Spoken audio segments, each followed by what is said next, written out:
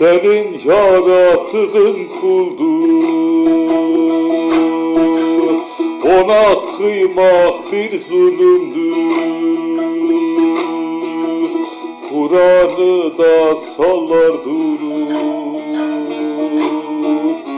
İçine de bakmıyorlar.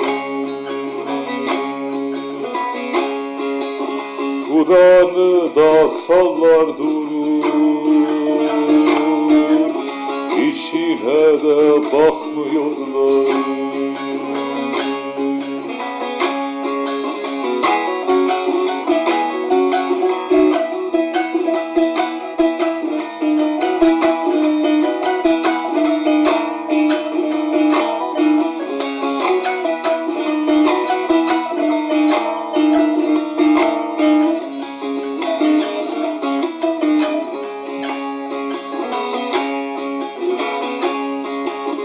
Maide suresi beyan, cana kıymak der ki haram. İnsana kıyar mı İslam?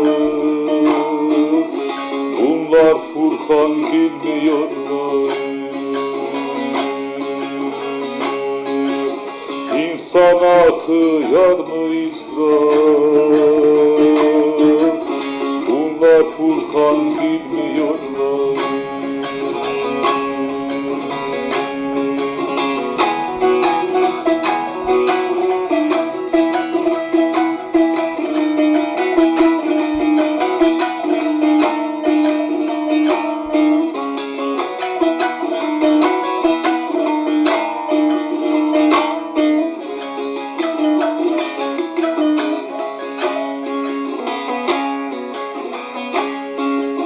Hadis deyip kandırırlar, canı cana kıydırırlar, pirer kana saldırırlar. Bunlar insan sevmiyorlar.